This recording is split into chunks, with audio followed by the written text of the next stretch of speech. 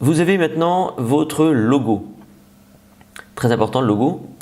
Donc là ici on ne le voit pas parce que c'est un logo blanc, mais regardez par exemple ici, si je vais sur le site, là mon logo il est là, c'est le logo qui est en blanc ici. Si je veux le changer, c'est très simple, je vais à nouveau dans ces paramètres, je vais dans logo, donc j'efface celui-là, je vais ajouter un média, je vais en chercher un qui est je crois ici, voilà je vais prendre celui-là, je l'enregistre. Et donc là, évidemment, si je retourne sur la page mère, on a donc le logo ici qui a changé. Voilà. Donc, vous pouvez changer votre logo. Je vous conseille juste d'avoir un logo sur fond transparent, c'est-à-dire en PNG, sur fond transparent, en PNG. Si vous ne savez pas, eh bien, vous nous appelez, on vous aidera évidemment, vous nous contactez, on vous aidera pour faire en sorte que votre logo soit dans le bon format. C'est de façon à ce qu'il puisse bien se fondre, hein, évidemment, dans la bannière. Vous pouvez avoir besoin d'une illustration principale, pour l'instant on ne va pas y toucher. Le slogan sur ce design là vous n'en avez pas besoin, mais si je prends mon design personnel, moi j'ai ici un slogan, là, voilà. Si on prend l'exemple ici de Yves Richez, il a aussi lui un slogan qui est là, je crois que là vous avez un slogan ici. Ça dépend donc du design que vous avez opté, là il n'y en a pas.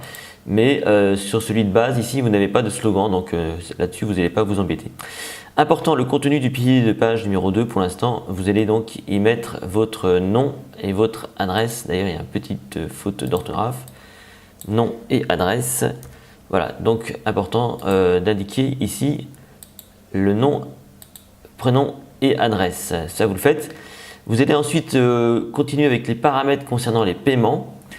Les conditions générales de vente, pour l'instant, on vous les mettra, il n'y a pas de souci, vous n'y touchez pas.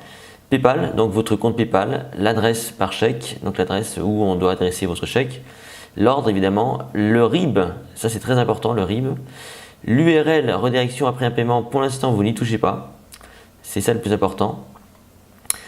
Ça c'est très important. Parce que vous allez donc pouvoir définir des factures, donner des factures aux gens. Donc je vous montre un peu ce que ça donne chez moi, dans mes paramétrages ici. Donc ici, on retrouve donc mon logo qui est sur mes factures. Le nom qui apparaît sur les factures, c'est mon nom. La raison sociale, bon j'ai mis mon site, etc. etc. Donc ça c'est très important, très important donc de renseigner ces champs-là avant de passer à autre chose. Si vous avez des réseaux sociaux, eh bien, vous pouvez aussi les indiquer ici. Vous avez à peu près tout ce qui existe a priori.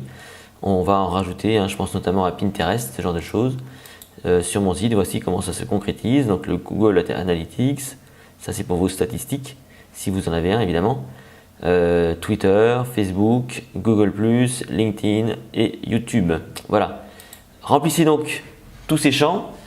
Ne passez pas à autre chose surtout, c'est très important, ne passez pas à autre chose avant d'avoir rempli tous vos paramètres. C'est très important, très important.